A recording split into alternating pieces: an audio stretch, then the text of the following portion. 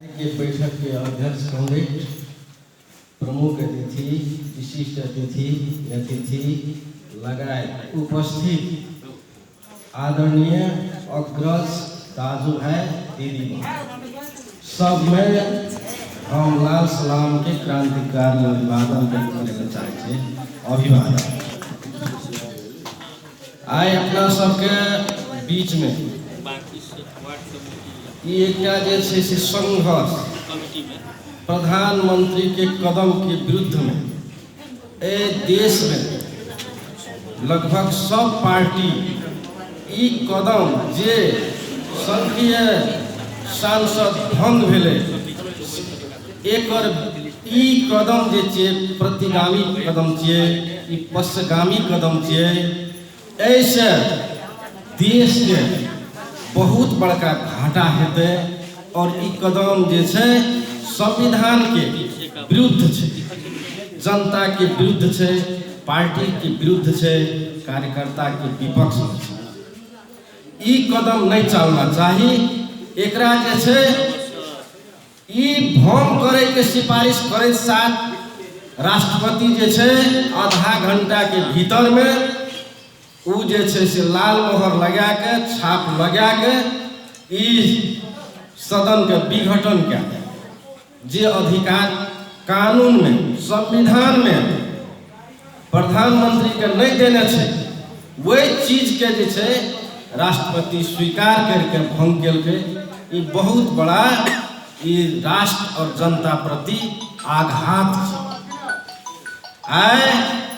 कतेक बरस के बाद जे छे संघर्ष करे बहुत से बलिदान ई नेपाली जनता दे के बावजूद संघीयता और जनता के हक हित के संविधान निर्माण में और ए संविधान में वो बातें न छे जे चीज केपी ओली केलकै संसद भंग केलकै। में की रहे तो पहिने बारंबार 6 महीना साल भर में जे सरकार के परिवर्तन के खेल जे रहे ओकरा समाप्त करे के लागी ई संविधान में संसद भंग करे के अधिकार नहीं देने छे। वही में कहने छे जे ई सांसद सब जब कोनो भी हालत में प्रधानमंत्री नहीं बनावे सकते तब जे छे से उ संसद विघटन है। लेकिन ऐठिना जे छे ई सदन से प्रधानमंत्री बनावे के पूर्ण संभावना होते हुए ई भंग जे भेल छे एकर विरोध में आम रूप में देश भर विरोध भेल। उ विरोध जायज विरोध छे। अपना सबके ओकरा जे छे से एकदम राह और ताप के साथ ए आंदोलन में लग के एकरा सफल पाया।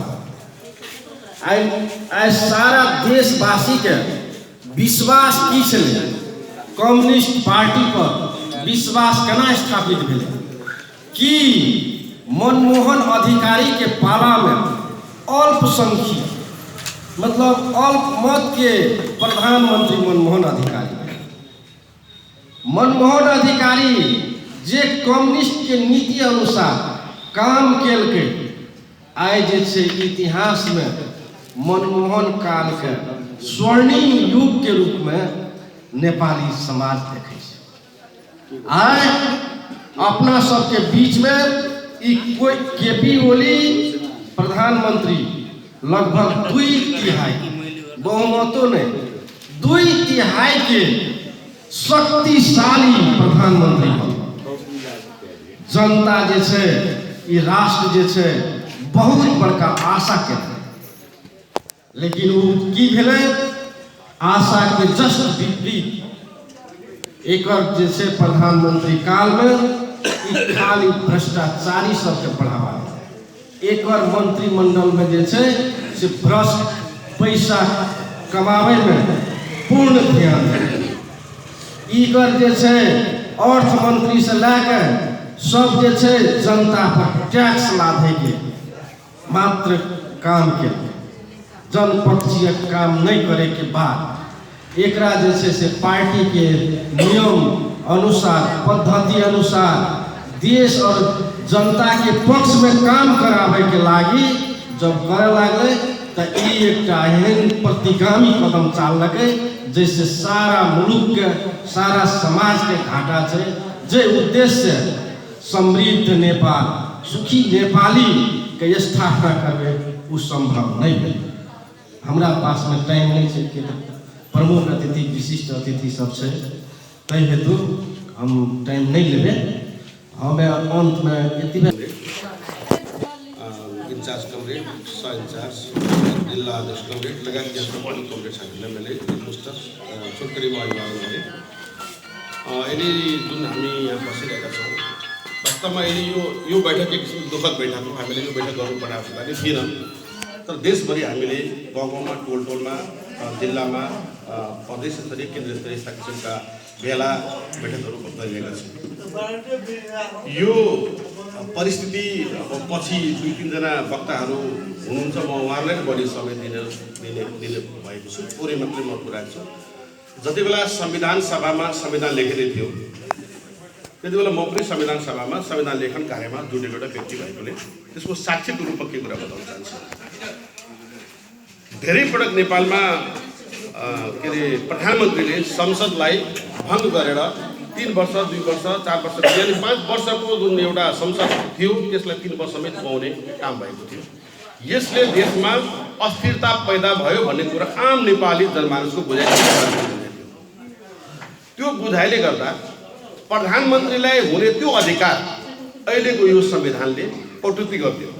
प्रधानमन्त्रीले यस्तो गर्न पाउँदैन भन्ने कुरामा सबै दलका नेताहरू एकमत छन्। त्यहाँ हाम्रो अहिलेको प्रधानमन्त्री, सामान्य प्रधानमन्त्रीज्यू पनि, खड्गोलीज्यू, यसमा समर्थन छ। उहाँ समर्थन मात्रै, उहाँ यो विषयको एउटा ठुलो प्रवक्ता हो कि देशमा अस्थिरता पैदा हुनमा प्रधानमन्त्रीको त्यो पहिलेको 2047 सालको संविधानमा भएको अधिकारलाई खोसिनुपर्छ। र अहिले त्यो अधिकार खोसियो पनि संविधानमा त्यो छैन, तर संविधानमा त्यो नभएको अधिकारलाई प्रयोग गरेको केपी ओलीजीले गर्नुभयो। त्यसैले गर्दा केपी ओलीजीको यो कदम सबभन्दा पहिला असंवैधानिक हो। यो लोकतन्त्रको विरुद्ध हो।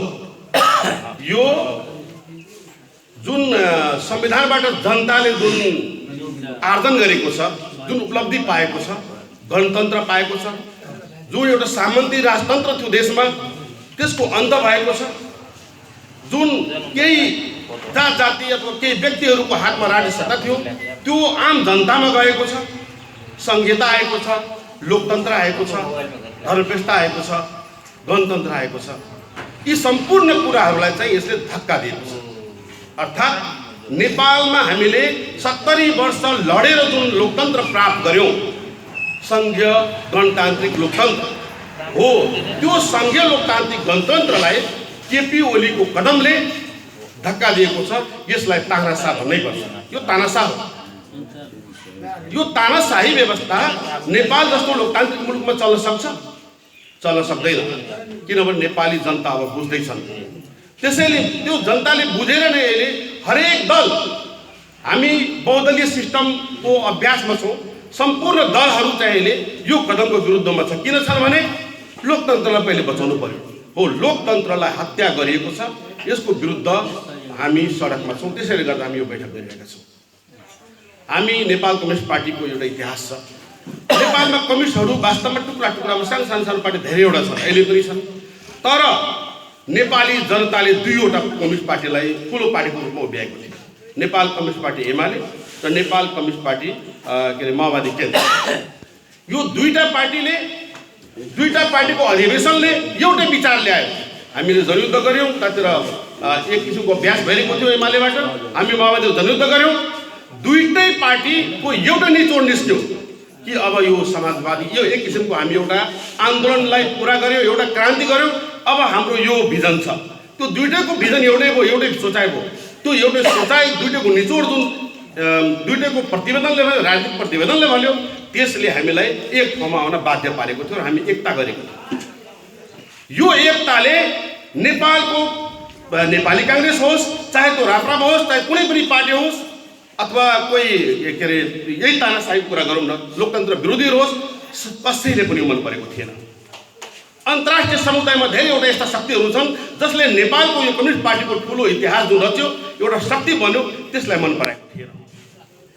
त्यसैले केपी ओलीलाई तानाशाह बनाइएको छ, यसलाई साधारण रूपमा नलिनु होला कसैले पनि। हामी कम्युनिस्टका कार्यकर्ताहरूले केपी ओलीलाई तानाशाह बनाइएको छ, उहाँ बन्नुभएको छ र नेपालको लोकतन्त्रलाई उहाँले ठुलो धक्का दिनुभएको छ। नेपाली कम्युनिस्ट आन्दोलनलाई नै विसर्जनमा पुर्याउने एउटा कदम चालु हुँदैछ उहाँले।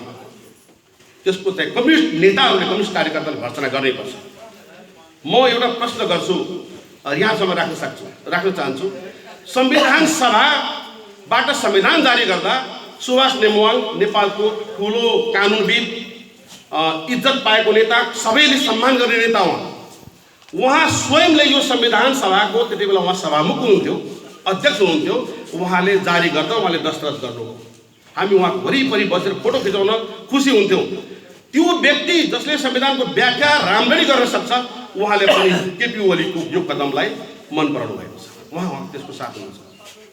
प्रश्न छ जसले संविधान बुझ्छ, जसले संविधान लेख्यो, जसले प्रधानमन्त्रीको त्यो अधिकार संविधानमा लेखेन, त्यसले पनि त्यसको समर्थन गर्दैछ। हिजो मात्र तपाईँहरूले पढ्नुभएको होला पत्र पत्रिकामा, टेलिभिजनमा, समय सन्दर्भमा, नेपालको 4वटा पूर्व प्रधान न्यायाधीशहरूले संविधानको व्याख्या सर्वोच्च अदालतले गर्छ, न्यायालयले गर्छ। सर्वोच्च अदालतका 4वटा पूर्व न्यायाधीशहरूले प्रेस विज्ञप्ति जारी गर्नुभएको छ, यो भनेर कि केपी ओलीको यो कदम असंवैधानिक छ, अलोकतान्त्रिक छ। संविधानलाई बुझ्नेहरूले पनि त्यही भन्दैछन्। विज्ञहरूको ठुलो समूह नेपालमा छ, 99% विज्ञहरूले यो कदम गलत छ भनेको छ। तर अदालतमा मुद्दा छ, अदालतको विरुद्धमा हामी केही बोल्न सक्दैनौँ। हामी आशावादी छौँ कि अदालतले, सर्वोच्च अदालतले आफ्नो सम्मानलाई कायम राख्नेछ। त्यसैले गर्दा हामी कम्युनिस्ट पार्टीका कार्यकर्ताहरू, नेताहरू के अरे हाम्रो मनोबललाई चाहिँ गिराउनु हुँदैन। यस कारणले पनि गिराउनु हुँदैन कि दुईटा पार्टीको एकता हुँदाखेरिको जुन एउटा बल थियो, त्यसको 10% बल पनि बाहिर गएको छैन। र सम्मानित सर्वोच्च अदालतले, निर्वाचन आयोगले सही न्याय गर्यो भने सूर्य चिन्ह हामीले नै पाउँछौँ। नेपाल कम्युनिस्ट पार्टी नेकपा नाम यही समूहको रहन्छ र संविधान के अरे यो अहिलेको संसद बिउतिन्छ। यो असंवैधानिक कदमलाई खारेज गरिन्छ भन्ने आशाको साथ हामी जनतामा जाउँ। हामीले अहिलेको यो कदमको विरुद्धमा डटेर लाग्यो भने एक किसिमको दबाव उत्पन्न हुन्छ र त्यो दबाव निर्माण गर्नको लागि पनि हामी सडक गाउँमा जानुपर्छ। यो हो अहिलेको बैठकको मैले बुझेको तात्पर्य। अहिलेको आन्दोलन, यो आन्दोलनमा हामी छौँ। हामी को 2-4 जना हाम्रा साथीहरू कतै गए पनि हामी उहाँहरूलाई ल्याउँ, बुझाएर ल्याउँछ। हामीले गरेको एकता वैचारिक एकता, विचारमा एकता गरेका थियौँ। उहाँले वैचारिक कुरा पनि उठाउनु भएको छैन। केपी ओलीको त्यो समूहले विचारको लडाइँ हो पनि भन्नुभएको छैन, केवल पद। पार्टी, तपाईँ बहुदलीय सिस्टम हो, तपाईँ पार्टी सिस्टम हुनुहुन्छ भने पार्टीको लाइनलाई मान्नु पर्यो नि। प्रधानमन्त्री हुनुभयो, कसले बनायो? पार्टीले बनायो, जनताले बनायो, जनताबाट पार्टी बन्यो, पार्टीले तपाईँले बनायो। त्यो लाइनलाई नमान्ने यति पनि तानाशाह हुन्छ।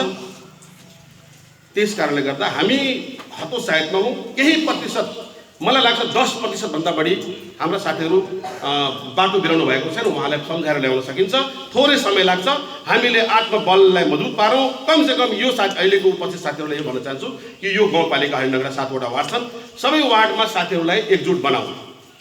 केही साथीहरू उता जानुभयो, उहाँसँग कुरा गरौँ, वैचारिक कुरा गरौँ र अहिले संविधानलाई जुन सिद्ध्याउने षड्यन्त्र भएको छ त्यसको बारेमा उहाँहरूलाई कन्भिन्स गरौँ। अवश्य पनि उहाँहरू हामीसँगै हुनुहुन्छ भन्ने लाग्छ मलाई। र हरिनगर गाउँपालिका यदि यसरी एकत्रित भएर गयो भने, अबको निर्वाचनको कुरा गर्यो भने अहिलेको अवस्थामा नेकपा यो गाउँपालिकामा पहिलेको भन्दा राम्रो स्थितिमा छ।